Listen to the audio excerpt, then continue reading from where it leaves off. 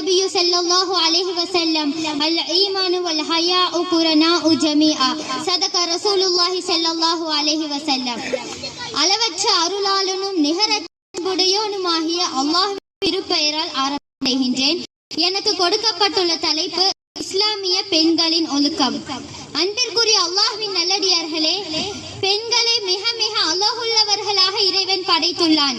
அந்த அழகுகளை கணவனை தவிர மற்ற ஆண்களுக்கு காட்டக்கூடாதென உடலை மறைக்க சொன்னான்.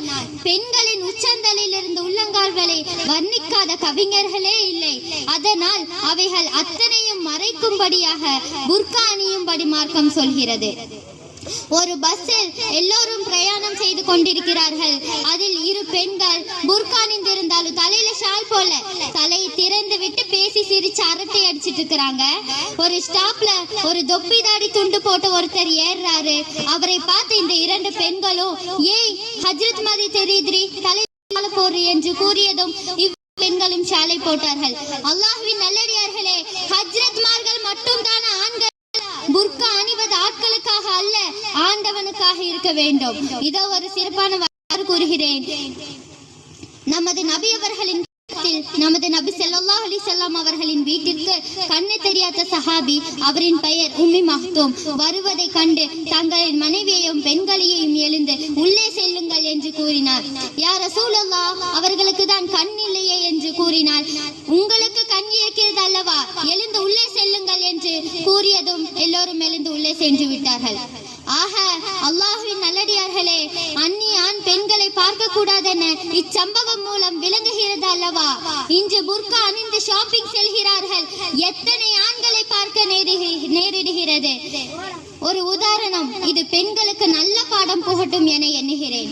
ஒரு சாலிகான பெண் தன் வேலையை முடித்துவிட்டு வீட்டிற்கு திரும்பும் ஒரு ஆண் அப்பெண்மணியை பார்த்தான். கண்டுக்காமல் வந்து கொண்டே இருக்கிறார். அவனும் பின் தொடர்ந்தே வந்து கொண்டே இருக்கிறான். அவள் வீட்டிற்கே வந்து விட்டாள். அவனும் வீட்டிற்கே வந்து விட்டாள். அந்த பெண் பதற்றத்துடன் கோபத்துடன் ஏன் என்னை பின்பற்றி வந்தீர்கள் என்று கேட்டாள். அதற்கு ஆண், உனது அழகு என்னை மயக்கிவிட்டது என்று கூறினாள். அதற்கு அந்த பெண், நான் தான் உடலை மறைத்து புர்கா அணிந்திருக்கிறேனே என்று கூறினாள். அதற்கு அந்த உனது இரு கண்களை பார்த்தேன், அதுவே அழகு என்றால் நீ அளவு அழகாக இருப்பாய் என எண்ணினேன். அதனால் உனது இரு கண்களை பார்த்து மயக்கிட்டேன் என்று கூறினான்.